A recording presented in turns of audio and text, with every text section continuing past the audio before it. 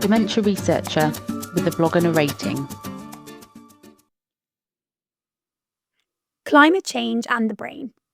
Takeaways from the Hot Brain 3 conference. On Tuesday, the 20th of May, I attended Hot Brain 3, an annual free hybrid conference that opens discussion on the impact of climate change on the brain.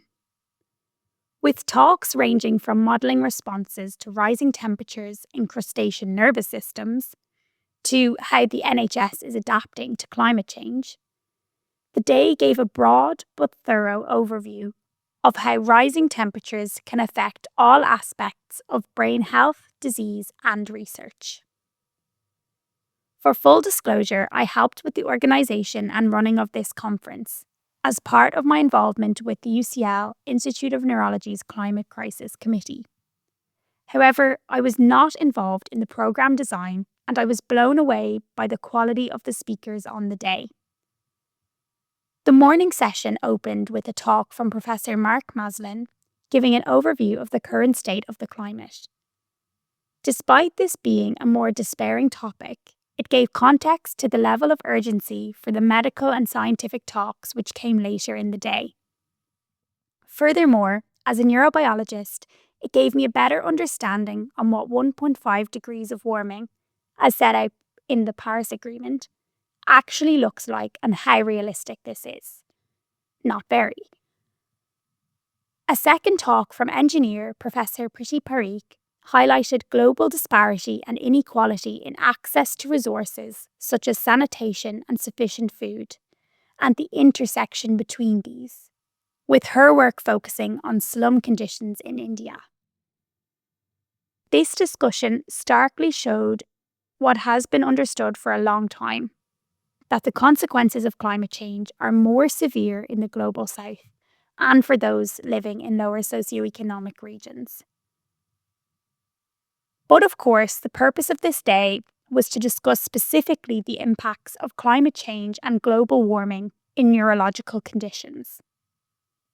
A real highlight of this was the participation by people with lived experience.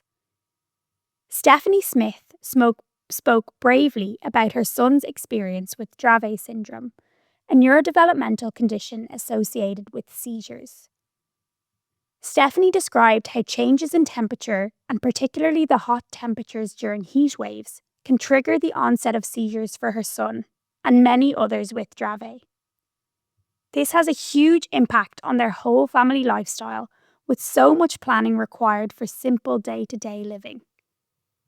Adaptations such as fans and aircon have come at the personal expense to their family, and this is a common experience for those susceptible to heat-related illnesses. A second talk from Lauren Howarth, who has spinal muscular atrophy type 2 and works as a helpline officer for Muscular Dystrophy UK, really delved into the difficulty she has experienced in relation to climate change as a wheelchair user. With increasing temperatures, her black wheelchair becomes incredibly hot and uncomfortable, contributing to skin irritation. Lauren described how much she misses out socially. She is forced to cancel plans and miss out on activities that her friends don't give a second thought to when the temperatures rise. Lauren also stressed that speaking at this meeting was the first time she had a platform to speak about the impact of climate change on her. Clearly, the impact of extreme temperatures needs to be discussed by clinicians with their patients so that adjustments can be made. From these talks, it was obvious that climate change can have serious consequences for those with existing neurological conditions, both on lifestyle and the conditions themselves. But what about the influence climate change could have on the development of neurological conditions? Two talks really stood out to me in this area. Professor Jane Hurst from Imperial College London talked about the association of increasing temperatures with preterm births across various parts of the world. Research is ongoing to understand the association between preterm birth and neurodevelopment, but early data indicates that there may be a connection. A second talk by Dr. Lasse Brandt from Charité University in Berlin highlighted issues of mental health and rising temperatures. Suicide rates, particularly in men, significantly increase after a heat wave. The direct and indirect causes of this still need further elucidation, but climate will clearly have huge consequences on mental health.